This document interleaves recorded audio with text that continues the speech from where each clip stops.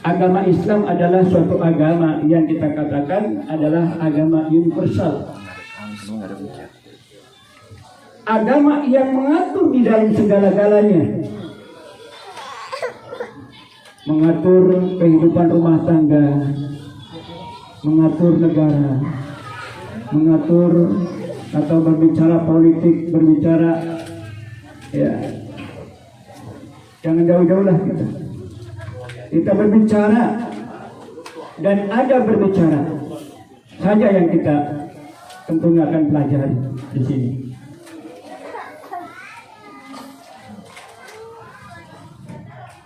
Yang jauh-jauh kan, apapun yang kita lakukan semuanya diatur. Jangankan yang gede-gede, yang kecil pun diatur oleh agama kita, agama Islam. Contohnya, kita masuk WC aja diatur, ya, masuk WC diatur. Ada bacaan doanya dan juga ada adabnya.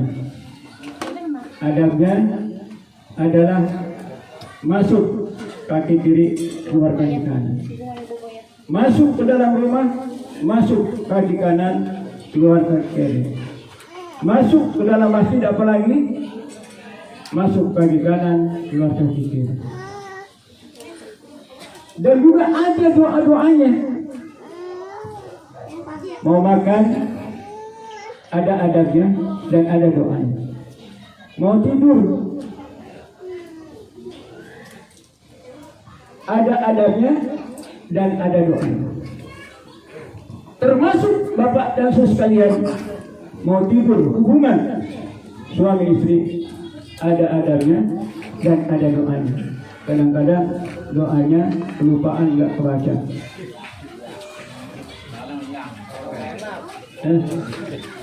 Ya, begitulah bapak dan saudara sekalian, semuanya diatur kita oleh agama, diatur oleh agama. Termasuk kita berbicara pun diatur oleh agama. Hadirin sekalian yang dirahmati Allah Subhanahu wa taala. Rasulullah sallallahu alaihi wasallam ketika beliau berdakwah dulu, ya, itu kan banyak orang-orang yang tidak suka sama beliau. Orang-orang Arab itu banyak yang nggak suka sama Nabi Muhammad SAW. Dan perjuangannya pun tidak suka orang-orang Arab dulu. Bahkan ketika Rasul SAW berdakwah, Rasul berada di Taif, kita lihat di dalam sejarah bahwa Rasul SAW dilempari dengan kotoran-kotoran unta. Dan kemudian Rasul SAW dilempari dengan batu sampai keningnya yang mulia, yaitu berdarah. Rasul SAW tidak mengutarakan perkataan-perkataan yang dapat menyakitkan tentunya orang-orang Taif pada saat itu, atau orang kafir pada saat itu. Yang marah siapa coba? Bukan Rasul sallallahu alaihi wasallam. Yang marah adalah malaikat Jibril. Datang malaikat Jibril kepada Rasulullah sallallahu alaihi wasallam, "Ya Muhammad, orang-orang Taif ini telah kelewatan bahwa kau yang sedang berpidato, berceramah dikriminalisasi oleh orang-orang Taif. Berikan aku izin Muhammad, dan akan aku timpahkan gunung yang ada sekitar ini untuk orang-orang yang ada di Taif, biar mati semuanya." Tapi kata Rasulullah, "Jangan Jibril, jangan. Aku masih mengharapkan anak cucu." "Tidak Muhammad,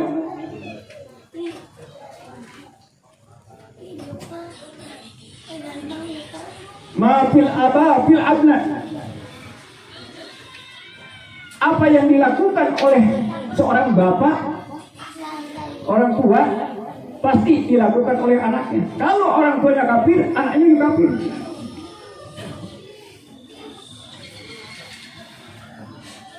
Kalau istilah katanya mah, bahasa kasarnya mah bahasa kasar kita.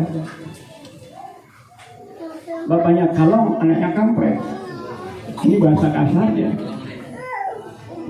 Ya.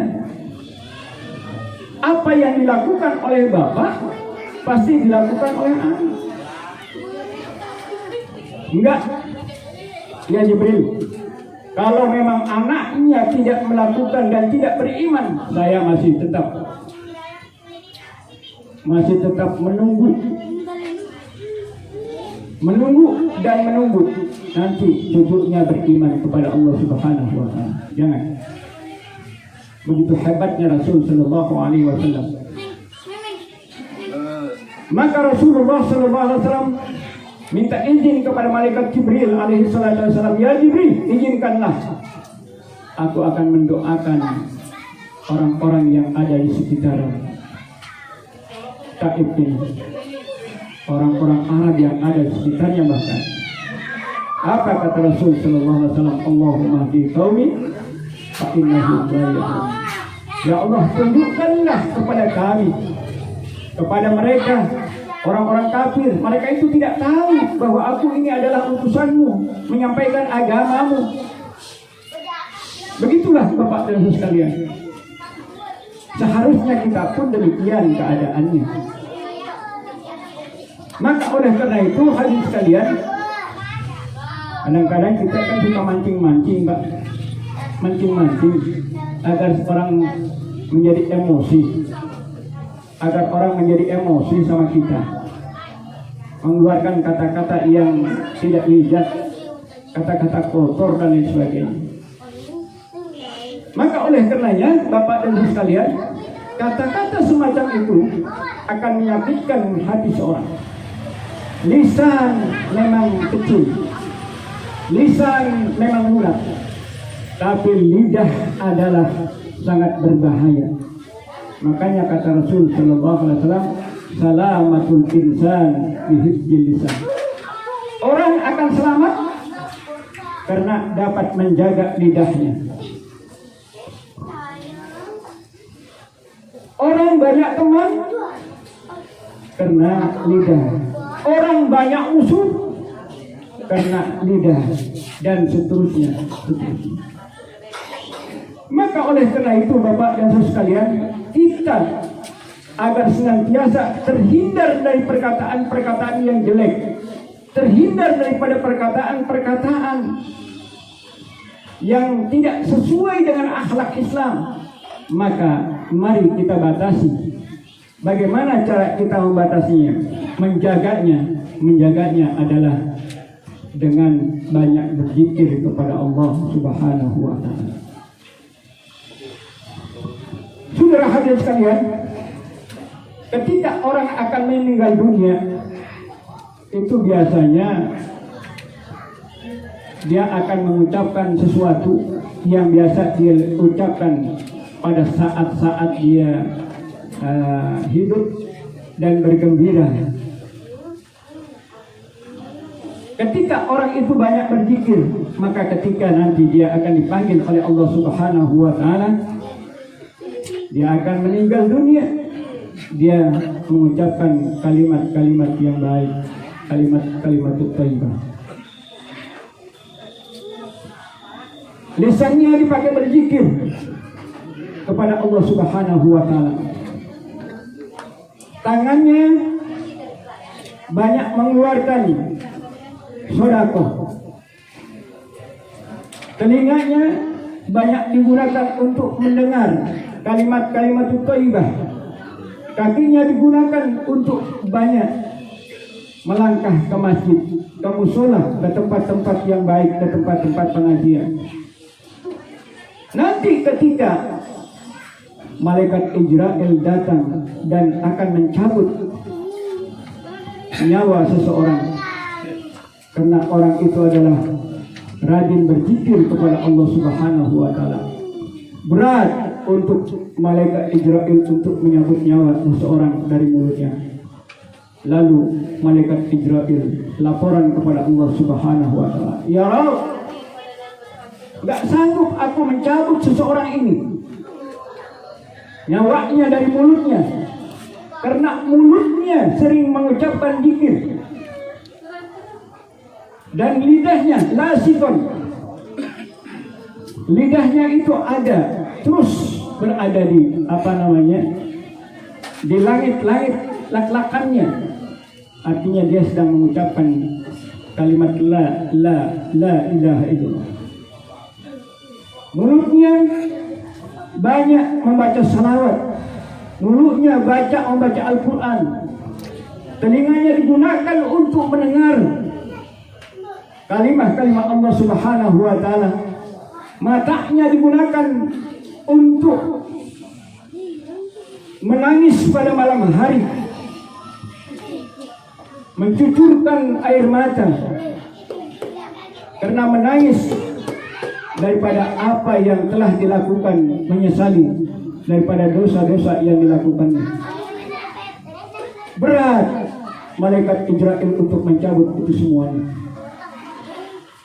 Dari mata berat karena matanya digunakan untuk ibadah kepada Allah. Dan di dalam sabdanya juga Rasul Sallallahu Alaihi Wasallam mengatakan di dalam sabdanya, "Ainani la yatamassuman nar, ainun bakat min khasyatillah, wa ainun batat tahrusu fi sabilillah." Dua mata nanti tidak akan disentuh oleh api neraka. Satu mata yang suka menangis pada malam hari, yakni menangis untuk menangisi dosa-dosa yang pernah dilakukan oleh kita, dan mata yang terjaga dari sesuatu yang diharamkan oleh Allah Subhanahu wa taala. Mata inilah berat malaikat untuk menyambut nyawa seseorang dari matanya. Kemudian juga berat mencabut nyawa seseorang dari tangannya, karena tangannya digunakan untuk dia punya rezeki, dia bersedekah, bantu yatim, bantu fakir miskin, bantu masjid, bantu musola, bantu yayasan keagamaan dan sebagainya. Karena orang tersebut adalah dekat dengan Kau, ya Allah. As-sahiyyu qaribun min Allah wa ba'idun minan nas. Orang yang demikian itu adalah orang yang banyak berkorban, memberi, dan orang banyak memberi adalah dia dekat dengan Allah Subhanahu wa taala dan jauh daripada api neraka. Berat dicabut dari kakinya, berat karena kakinya digunakan untuk ibadah kepada Allah Subhanahu wa taala. Bahkan setiap waktu barangkali kakinya melangkah ke masjid, ke musola untuk melaksanakan sholat berjamaah. Kakinya digunakan untuk datang ke majlis taklim dan sebagainya. Berat malaikat untuk mencabutnya. Ya, aku tidak mampu mencabut nyawa seseorang ini dari semua anggotanya. Lalu Allah Subhanahu wa taala perintahkan, "Wahai Israil, pergilah ke surga. Di surga, di atas pintu surga ada satu tulisan yang bernama tulisan La ilaha illallah. Bawa dia dan kemudian tempelkan di jidatnya, lalu diambillah oleh malaikat Israil. Kemudian kalimat tersebut dibawa oleh malaikat Israil, ditempelkan di jidat seseorang, maka langsung orang tersebut adalah mengucapkan kalimat La ilaha illallah. Maka orang tersebut adalah meninggalnya dalam keadaan husnul khatimah. Dan orang yang meninggal dalam keadaan husnul khatimah maka dia akan mendapatkan apa yang dikatakan oleh Allah Subhanahu wa taala di dalam sabdanya hadis qudsi Rasul sallallahu alaihi wasallam, man qala la ilaha illallah fi akhir hayatihi dakhala jannah, maka barang siapa orang yang mengucapkan kalimat la ilaha illallah maka di akhir hayatnya maka dia akan masuk ke dalam surga Allah Subhanahu wa taala. Amin ya Allah. Beda dengan orang yang tidak pernah melakukan kebaikan. Mulutnya tidak digunakan untuk mengucap kalimat-kalimat thayyibah. Mulutnya tidak digunakan untuk membaca Al-Quran, tidak membaca salawat, dan mulutnya digunakan untuk melakukan hal-hal yang jelek, nyanyi yang tidak ada perintah. Ya, setiap saat, setiap waktu kali dia nyanyi terus nyanyi. Nanti ketika mati dia akan mengikuti kebiasaannya. Ya Allah ya Rabb, dari mana saya akan cabut semuanya? Karena semuanya adalah tidak digunakan untuk beribadah kepada Engkau. Kemudian diperintahkan oleh Allah Subhanahu wa taala, ya Israel, ambil nyawa orang tersebut dari seluruh anggotanya, dari tangannya, dari kakinya, dari telinganya, matanya, kemudian dicabut oleh malaikat Israel. Maka dia tangannya mencengkram, mulutnya celangap, maka dia ucapkan, syaitan yang akan membantunya, na'udzubillah, summa na'udzubillah, maka mati dalam keadaan su'ul khatimah, na'udzubillah. Allahumma ba'id ya Allah, jauhkan kami dari perbuatan-perbuatan yang ini.